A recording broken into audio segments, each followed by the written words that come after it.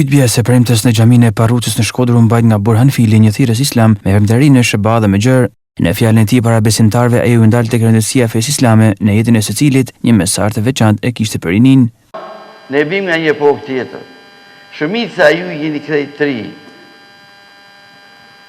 Ju ka udhëzu Allahu dhe kur mos i shkojnë mend se jeni ju ata të cilët e keni gjetë këtë rrugë. Rruga është për të tonë. Për ka ende njërës, nështë në familjet tuja dhe familjet tona, që ende janë lërgë.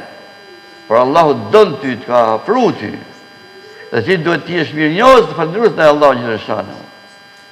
Rruga jonë, ne gjetëm rrugën e prishëm. Jo kaldem, por gropa dhe plumë.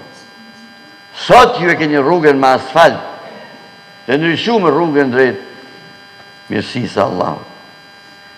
Shikoni të burrat e vjetër, kur të shikoni në roni, se s'ka kënë kollaj për ata që janë rritë komunizëm me frymën komuniste që dalin nga ai batak, e të lahen, e të hynë dhe herën rrugën e duhur.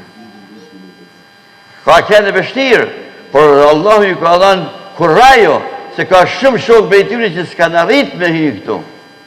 Pse jetojnë me të dhafet e vjetra?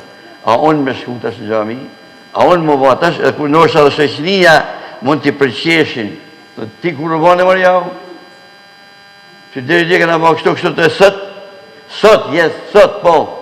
Sot e kam benos me njëm të Allahut dhe do t'jem në rrugë tjetër. Pra ju si rini, merë një mësimet e dora. Mos u bani hibrid. Mos i merë një gjëra që kanë gatu tjerë, por merë një mësimet nga Allah, Kurani, nga hadithi, nga hoxhallarët që i spjegojnë.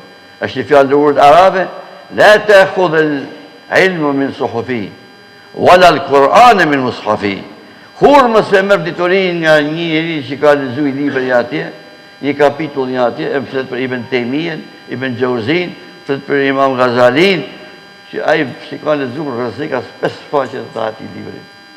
E flet me të se kur s'del a i tiri duke se vëllaj këtë mashallah dika. Por merë një diturin nga njës që janë të aftë për atë kohën. Dhe kur mos e merë një hafizlekun, për njësve që ka mësu hafizlek, herë atje, herë këtu, për nga njës që kanë kënë gjithmonë të gatshëm për të Allahun.